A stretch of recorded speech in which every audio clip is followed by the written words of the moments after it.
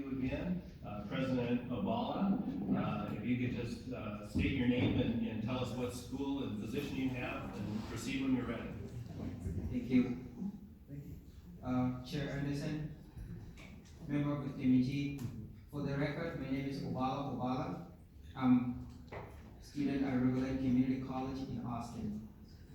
I'm also the president of LeadMN, the statewide student association representing 180,000 community and technical college across from every corner of Minnesota. We believe that every student have the opportunity to achieve their dream through access to higher education. I am here today to speak in strong support for the Emergency Assistance for Post-Secondary Student Grant Program.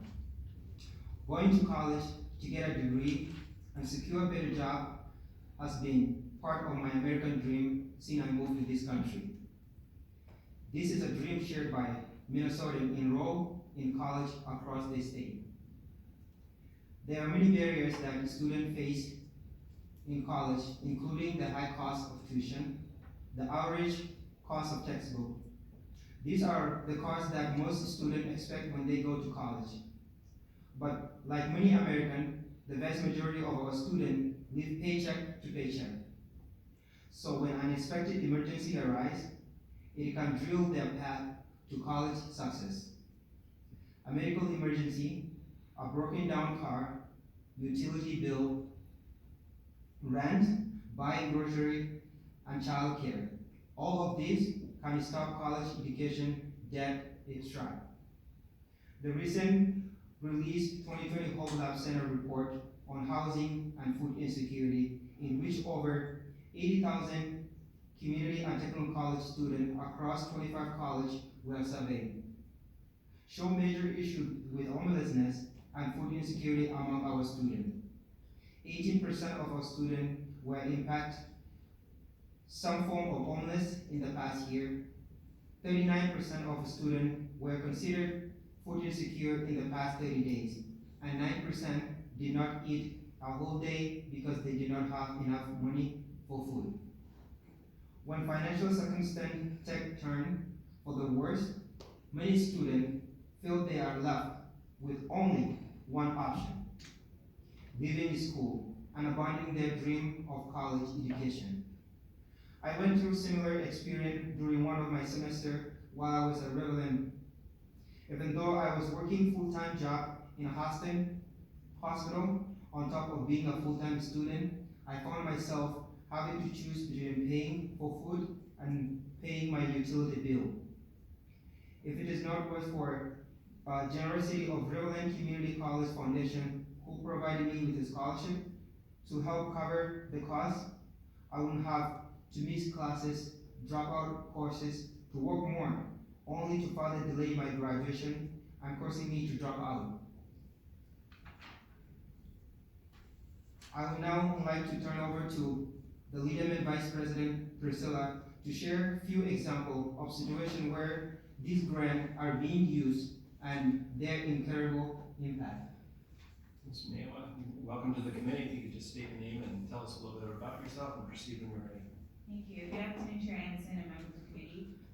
For the record, my name is Priscilla Mayowa, and I'm a student at Northern Community College, and I currently serve as the Vice President of LeadMN. I would like to share with you today 3 great examples of how this program has impacted 4 of our community and technical college students. The first is of a 35-year-old single father who is pursuing a degree in radiology technology. Once his clinical started and the hours are longer, the gas mileage also increased considerably for him. The emergency grants were able to assist him with a month of rent and gas cards to keep him in line. He made it to graduation due to the campus having the ability to step in and assist him with the grants. The second example is a 19-year-old student who moved away from home for the first time and had no idea what to expect. When financial aid didn't come through early, she was left without food, gas money, and other basic needs, and came to the campus social worker to ask for assistance to drop classes. The social worker was able to assist her with emergency needs, food, and gas money, and she's currently enrolled and doing well. The last example is of 2 students who were roommates together. They lost everything in a fire, including the tools they purchased for their program. The emergency grant was able to assist them with food, a place to stay, and the ability to replace work boots, clothing, and personal items. They graduated last May and are now both fully employed. I would also like to share a quote from Kayla Simon, the social worker at Minnesota State Community and Technical College, Detroit Lakes, and Wadena. I quote, "The ability to step in with money for lunches or a gas card in between paycheck provides a safety net for students living on small wages until they can reach graduation. I always connect with community resources first, so we aren't duplicating services," end quote. These are just 4 of the students who have been impacted by these fantastic programs and are among many more who have similar stories that we hear about almost every day. Some of these people are also personal friends of mine. During our hardest moments as students, when we are faced with these type of emergencies, we're not looking for a handout, we're just looking for a helping hand.